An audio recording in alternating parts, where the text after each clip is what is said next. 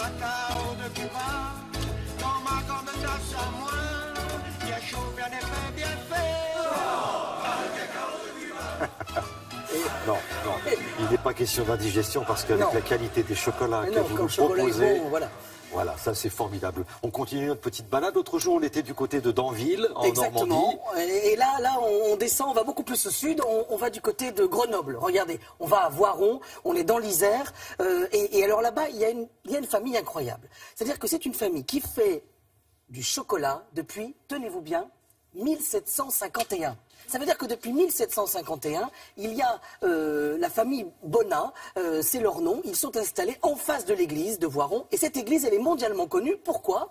Eh bien parce qu'en fait, elle est sur la tablette. Regardez. Et cette tablette, depuis 1903, elle n'a pas changé. Elle a fait le tour du monde. Quand on avait les comptoirs français, elle était distribuée, par exemple. Elle a même, tenez-vous bien, vous savez le Willy Wonka avec Tim Burton. Oui. Eh bien, ils ont un jour, M. Bonnat reçoit par fax une demande des studios américains pour utiliser la typo pour la tablette de Willy Wonka. Alors lui, il signe, voilà, et puis il oublie. Et 2 ans après, quand on sort le film, il se rend compte qu'effectivement, on a pris la typo de sa tablette pour faire la tablette du film. Voilà, et donc c'est vraiment un lieu incroyable. Et ce qui est assez incroyable, c'est qu'ils font partie des... Allez, ils sont 6, 7 derniers fabricants chocolatiers indépendants à faire leur chocolat. C'est-à-dire que la plupart de vos chocolatiers, ils achètent les chocolatiers chez des fabricants qui font du chocolat de couverture. Comment ça s'appelle déjà là, les pistoles, on appelle ça des pistoles. Voilà. Et en fait, ils sont plus qu'une dizaine. Il y a Philippe Bernachon à Lyon, par exemple. Il y a François Pralu à Rouen. Et la famille Bonnat sont les derniers à avoir justement ces fèves de cacao qu'ils reçoivent, qu'ils vont chercher chez les producteurs. Et ils les torréfient en face à Voiron. Et nous sommes allés les voir pour goûter, forcément.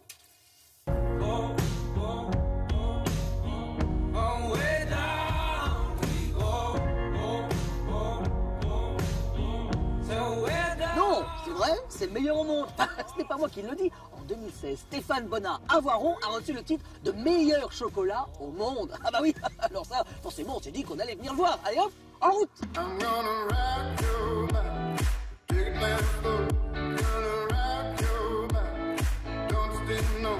Ah, et alors là, Stéphane, cette église, on la retrouve sur vos tablettes depuis quoi? Depuis 1903, sur notre emballage de tablette, les comptoirs français distribuaient les produits Bonnat, que ce soit en Asie ou en Afrique, assez paradoxalement, ce qui explique aussi un petit peu nos recettes qui sont capables, sans additifs, colorants ou quoi que ce soit, de durer relativement longtemps, puisqu'à l'époque, ça voyageait quand même en bateau à voile. Ça veut dire que cette tablette, elle a été un petit bout de la France?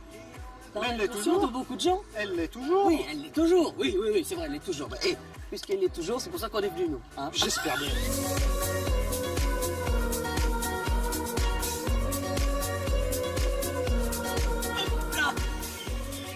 Et voilà. Stéphane, expliquez-nous juste l'histoire du chocolat. Parce que c'est très moderne, le chocolat comme on le mange aujourd'hui. Exactement. Le premier chocolat noir consommable, c'est 1880. Ça veut dire que les Espagnols, quand ils le découvrent, ils ne le mangent pas en tablette comme ça? Absolument pas. Il est mangé transformé comme le faisaient par exemple les Mayas. Ça veut dire qu'en fait on le mélange parce qu'il est très amer? Il est très acide, très astringent. Ça, c'est la caractéristique du cacao. L'idée, c'est qu'il y a quand même une révolution dans le chocolat. C'est l'invention du conchage. Alors, où on va changer la structure moléculaire du cacao tout doucement. On va finalement travailler le cacao et le chocolat, en fait. Exactement. Pour petit à petit lui donner toute sa douceur. Oui, mais il y a 80 ans qu'aucune de ces machines n'avait été construite. Nous avons retrouvé des plans très anciens et j'ai dû faire appel à une société qui normalement fabrique des avions de chasse pour pouvoir refaire et surtout comprendre comment ça marchait.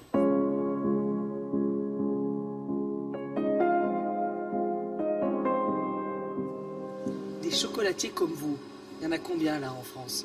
Alors, il doit y en avoir 6 et nous sommes le pays d'Europe dans lequel nous sommes le plus nombreux.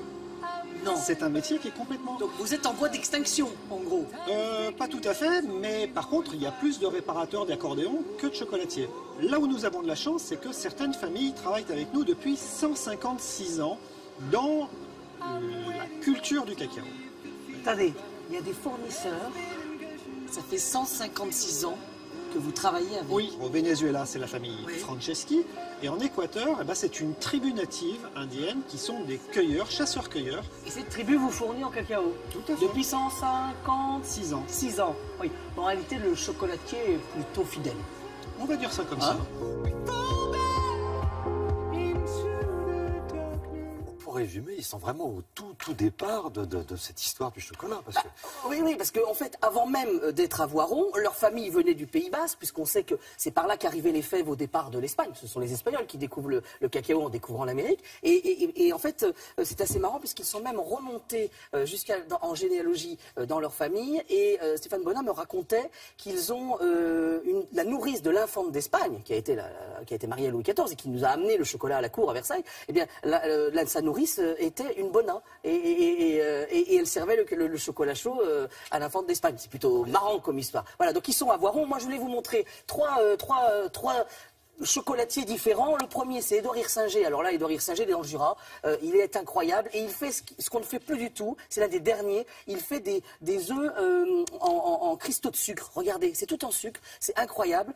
Et c'est une technique qu'ils font dans la famille là-bas, chez les Hirsinger, depuis 1117 ans. Voilà. On a aussi le Peninsula, qui est un très grand hôtel parisien. Et le Peninsula, c'est une création qu'on retrouve, qui est une création de leur maison de Tokyo et de New York. Voilà, regardez comme c'est beau. C'est tout en finesse, voilà.